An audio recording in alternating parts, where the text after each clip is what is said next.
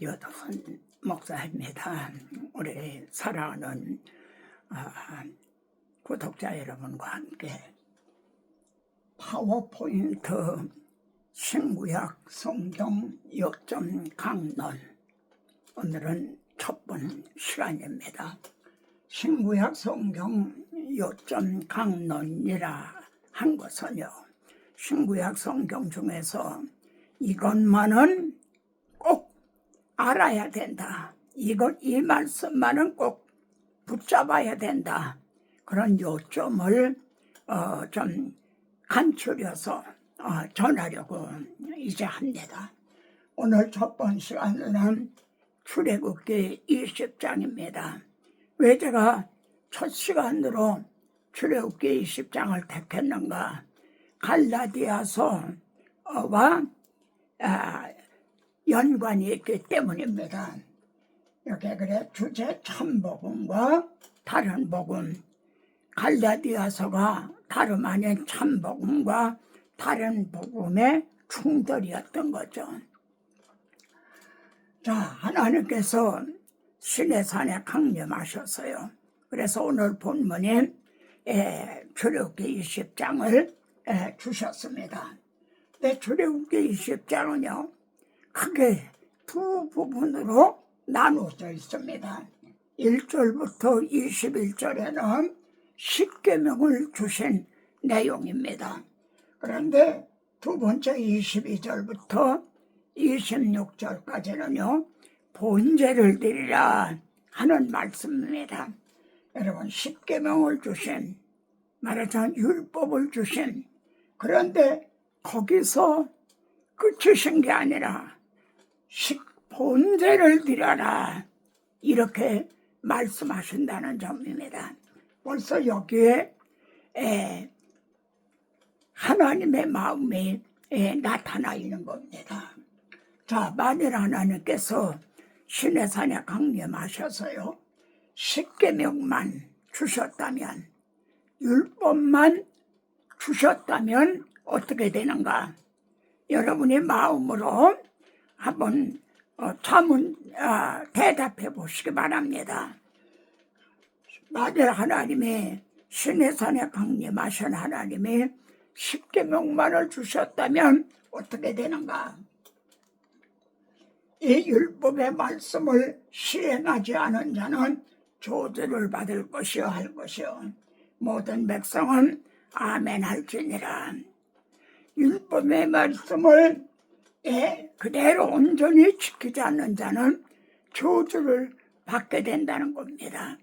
그러면 우리가 율법을 온전히 지킴으로 하나님 앞에 의롭다함을 얻을 수가 있단 말인가?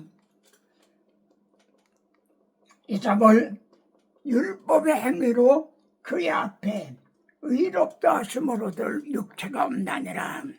율법을 행함으로는 의롭다함을 얻을 자가 없다는 겁니다. 누가 이런 얘기를 하고 있죠? 사도 바울입니다. 사도 바울이 전에는 어땠던 사람입니까? 내가 율법의 의로는 흠이 없는 자로다, 그랬던 자가 이제는 율법의 행위로, 인간의 행위로 그의 앞에, 하나님 앞에 의롭다함을 육체가 없다는 겁니다. 사람 앞에 의롭다 함을 받는 사람은 혹 있을 것입니다만 하나님 앞에는 없다는 겁니다. 그러므로 하나님께서 시내산에 강림하신 하나님이 십계명 율법만 주시고, 만일 율법만 주셨다면 어떻게 되는가? 우리는 저주를 받을 것이라 하는, 이 저주라는 말이 놀랍게도 갈라디아서에 등장을 하고 했었죠. 그런데 하나님께서는 토단을 쌓고, 그러니까 제단을 쌓고 번제와 화목제를 드려라, 그러면 내가 복을 주리라 그러십니다. 번제와 화목제를 드리라, 그리고 끝이신 게 아니라 그리하면 내가 복을 주리라. 여러분, 출애굽기에 말입니다. 본죄 뭐 이런 말이 많이 나옵니다. 그런데 하나님께서 친히 본죄와 화목제를 드려라 하신 거는 여기가 처음이라는 겁니다. 하나님이 친히 본죄와 화목제를 드려라 명하신 거는 여기가 처음이라는 겁니다. 그럼 한번 질문해 보겠습니다. 창세기에서는 어디서 본제를 드리라 하나님의 친히 본제를 드리라 하셨는가요? 아브라함에게 하신 말씀입니다. 창세기 22장에서 아브라함에게 이제 내 독자 사랑하는 독자 이삭을 데리고 내가 지시하는 산에 가서 본제를 드리라. 여러분, 창세기에는 아벨의 본제를 드리고요, 노아도 본제를 드리고 한 거에 나와요. 근데 하나님께서 친히 본제를 드리라 하신 거는 여기가 처음이라는 겁니다. 출애굽기에서도 하나님의 친히 본제를 드리라, 그러면 내가 복을 주리라 하신 것이 여기가 처음입니다. 그러면 저주가 아닌, 우리는 저주를 받을 수밖에 없는 자들인데 저주가 아닌 복을 주리라 하시는 것이 어떻게 가능해지나요? 여러분이 들으시면서 마음으로 대답해 보시기 바랍니다. 저주를 받아 마땅한 우리들이 저주가 아닌 오히려 복을 받으리라 하시는 것이 어떻게 가능해진 겁니까? 여기서 본죄와 화목 제물이 누구의 무엇에 대한 그림자인가를 아는 자라면 대답은 분명해지는 겁니다. 이 점을 갈라디아서에 의해서 대답을 한다면 어떤 말이 된가요? 예수 그리스도께서 우리를 위하여 저주를 받은 바 되사 율법의 저주에서 우리를 속량하셨다, 그런 말씀이 되는 거죠. 이 성경의 통일성, 성경의 일관성, 그래서 믿보다 이 말이요, 참으로 성경은 믿을 만한 말씀이다. 그런데 단 한 가지, 돌로 제단을 쌓거든 다듬은 돌로 쌓지 말라, 이렇게 말씀하신단 말입니다.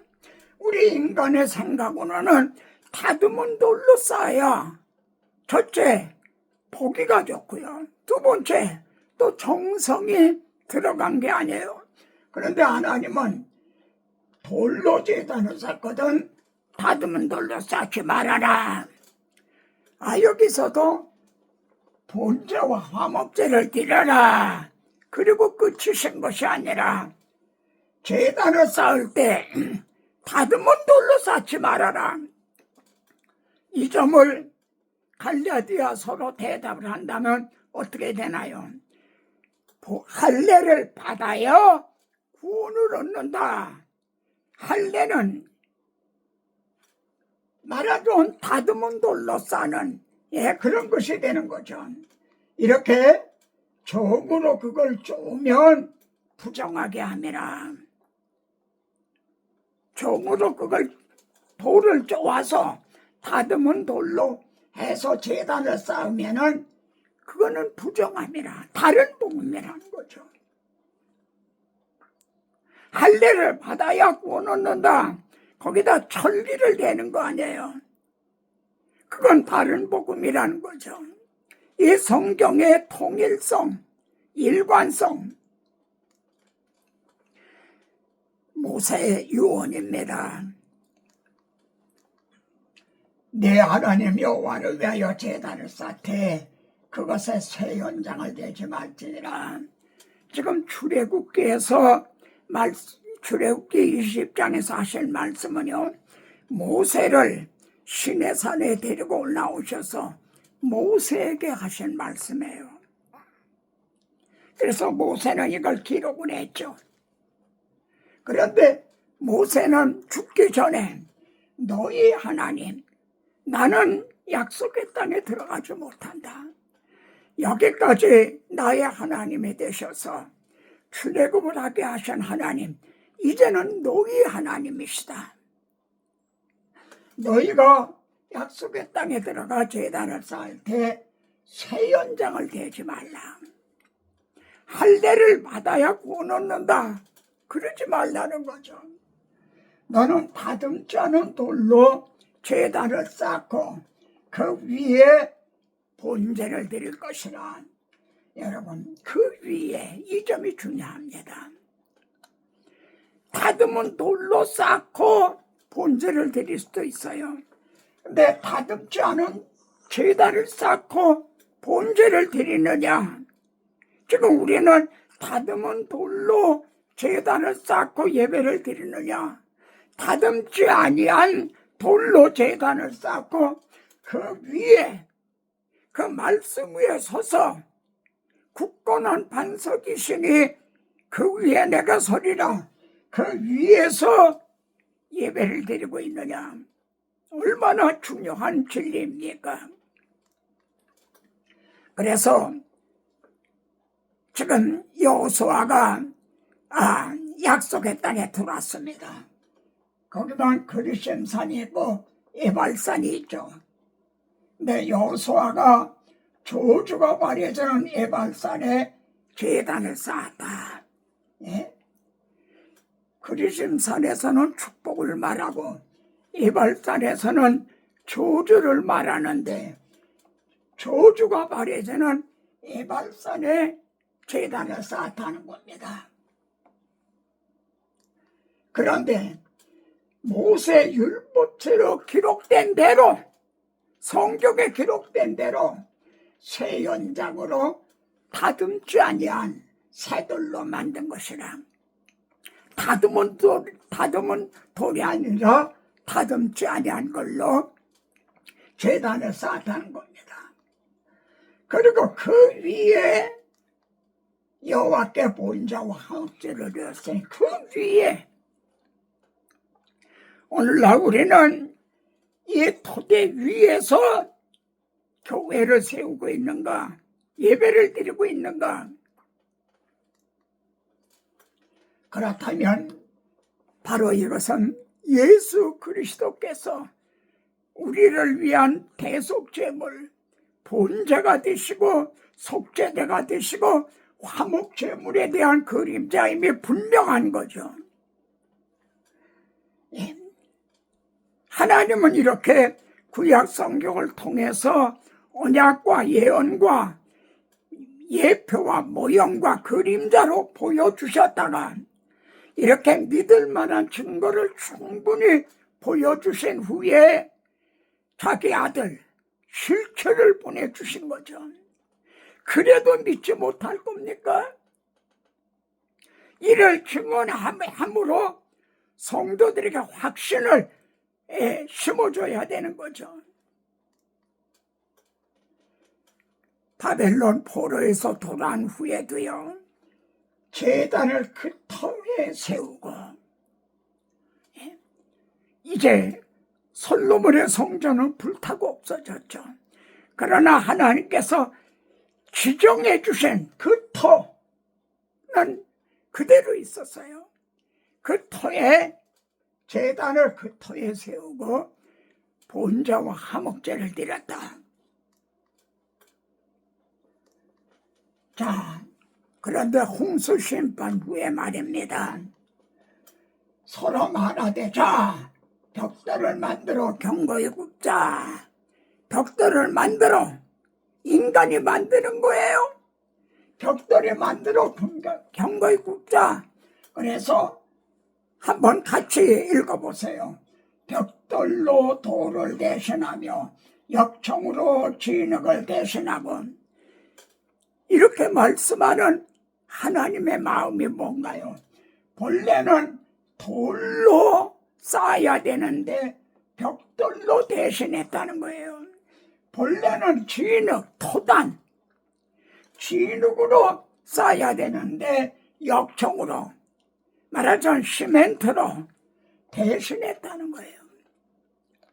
아, 성경이 얼마나 예민하고 얼마나 충족된 계시입니까? 그리고 우리 이름을 내자. 하나님을 이름을 내자. 하나님께 영광을 돌리자. 그런 게 아니에요. 우리 이름을 내자. 그리고 흩어짐을 면하자. 이렇게 벽돌로 돌을 대신하며 역청으로 지령을 대신하고 한 거는 바벨톤의 구조. 바벨탑을 뭘로 쌓는지 아느냐? 그걸 말씀하게 하려는 건가요? 그게 아니잖아요. 예? 인본주의 탑이었다는 거죠. 그거를 부정하게 함이라 다른 복음이라는 거죠. 이걸 말씀하려는 거죠. 이 말씀을 통해서 오늘의 우리들의 교회, 예배, 이 모든 걸 점검하게 됩니다. 히브리서에 보세요. 히브리서는 레위기의 해설서라 할 수 있어요. 히브리서를 모르고는 복음을 말하지 말아라. 히브리서를 알아야 모세 오경을 알 수가 있어요. 거기 보면 이 뜻을 따라, 지금까지 제가 증언한 이 뜻을 따라 예수 그리스도의 몸을 단번에 들이심으로 말미암아 우리가 거룩함을 얻었느라. 단번이란 말이 히브리서에는 6번이나 강조가 되어 있어요. 우리들의 구원은 예수 그리스도께서 단독으로 그리고 단번에 다 이루었다 하신 거죠. 거기다가 할례를 전부해야 다듬은 정으로 다듬을 돌을 쌓아야 되는 게 아니라는 거죠.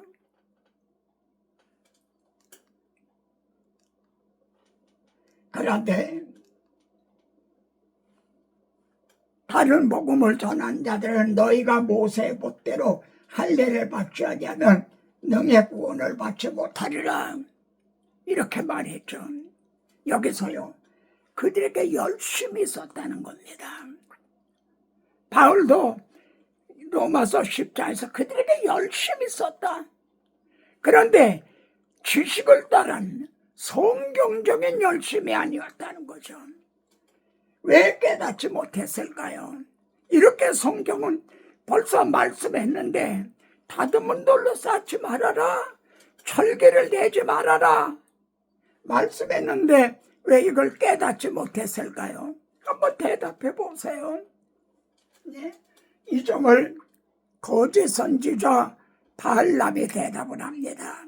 발람은요, 눈을 감았던 자가 많으며, 이게 거짓 선지자죠.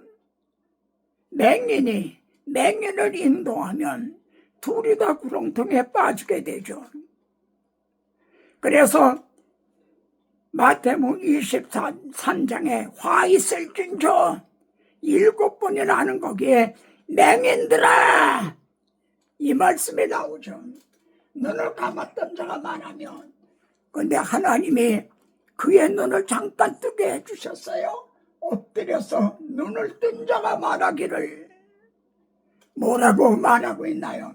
내가 그를 바라봐도 가까운 일이 아니로다. 지금 이 발람은 높은 산에 올라가서 저 아래 진을 치고 있는 이스라엘을 내려다보면서 조조하려고 그런 거죠. 근데 하나님이 눈을 뜨게 하셨어요. 그랬더니 한 별이 야곱에게서 나오며, 여러분, 눈을 뜨기만 한다면 성경 어디를 보아도 이 성경이 내게 대하여 증언한 것이라 한 그리스도를 만나게 되는 겁니다. 아멘. 거짓 선지자도 하나님이 잠깐 눈을 뜨게 했더니 한 별이 야곱에게서 나오며 동방 박사가 보았던 그 별, 계시록에 나오는 이제 다윗의 별, 광명한 새벽별, 이 놀랍게도 이를 보고 있다는 겁니다. 이 점에서 누가복음에 보면 실망을 하고 이제 자기 고향으로 돌아가던 두 제자, 거기에 부활하신 주님이 동행을 하셨죠. 그리고 성경을 풀어서 깨닫게 하셨죠. 그들의 눈이 밝아져서요. 우리의 마음이 뜨겁지 아니하더냐? 바로 이겁니다. 오늘날의 모든 그리스도인, 특히 저와 같은 말씀을 맡은 설교자들의 눈이 밝아지고 마음이 뜨거워져서 나는 예수 그리스도와 십자가에 못 박힌 것 외에는 나는 다른 것은 알지 아니하로 작정을 했다. 너희는 할례를 자랑하지만 내게는 십자가밖에는 자랑할 것이 없다. 이렇게 말하게 되겠죠. 그러면 마지막 말입니다. 오늘의 할례, 오늘의 바벨탑은 무엇인가 묻게 되죠. 여러분 마음으로 한번 대답해 보시기 바랍니다.